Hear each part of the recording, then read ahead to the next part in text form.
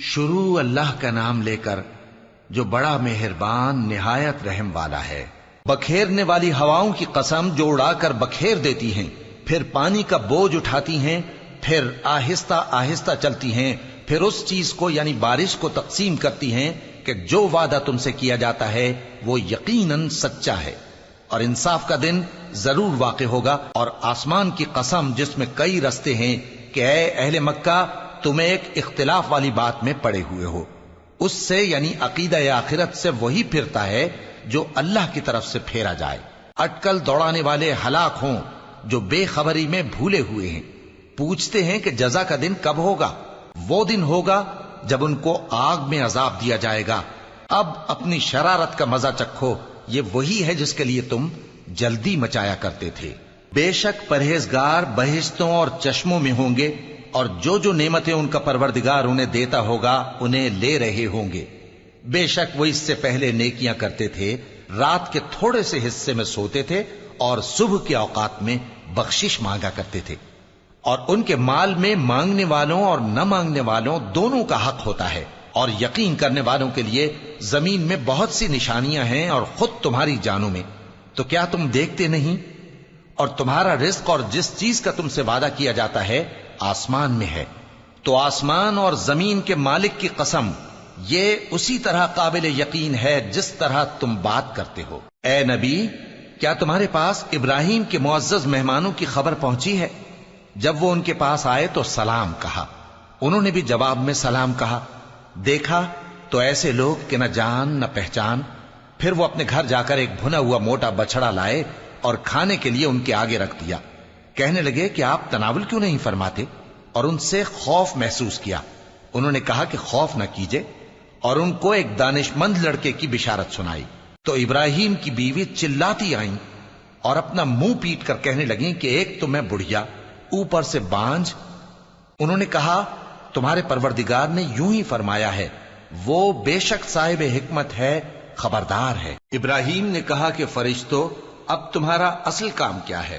انہوں نے کہا کہ ہم گناہگاروں کی طرف بھیجے گئے ہیں تاکہ ان پر گارے کی پتھریاں برسائیں جن پر حد سے بڑھ جانے والوں کے لیے تمہارے پروردگار کے ہاں سے نشان کر دیے گئے ہیں۔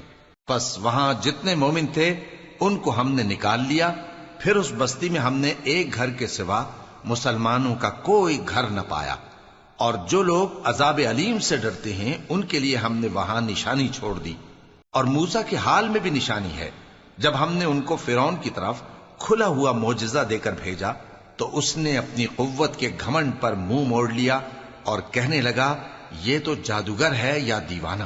تو ہم نے اس کو اور اس کے لشکروں کو پکڑ لیا اور ان کو سمندر میں پھینک دیا، اور وہ کام ہی قابل ملامت کرتا تھا۔ اور عاد کی قوم کے حال میں بھی نشانی ہے، جب ہم نے ان پر نامبارک ہوا چلائی، وہ جس چیز پر چلتی اس کو ریزہ ریزہ کیے بغیر نہ چھوڑتی۔ اور قوم سمود کے حال میں بھی نشانی ہے، جب ان سے کہا گیا کہ ایک وقت تک فائدہ اٹھا لو، پس انہوں نے اپنے پروردگار کے حکم سے سرکشی کی، سو ان کو کڑک نے آ پکڑا اور وہ دیکھ رہے تھے۔ پھر وہ نہ تو کھڑے رہنے کی طاقت رکھتے تھے اور نہ مقابلہ کر سکتے تھے، اور اس سے پہلے ہم نوح کی قوم کو ہلاک کر چکے تھے۔ بے شک وہ نافرمان لوگ تھے۔ اور آسمان کو ہم ہی نے اپنی قدرت سے بنایا، اور ہم کو ہر طرح کی قدرت ہے، اور زمین کو ہم ہی نے بچھایا، تو دیکھو ہم کیا خوب بچھانے والے ہیں۔ اور ہر چیز کے ہم نے دو دو جوڑے بنائے تاکہ تم نصیحت حاصل کرو۔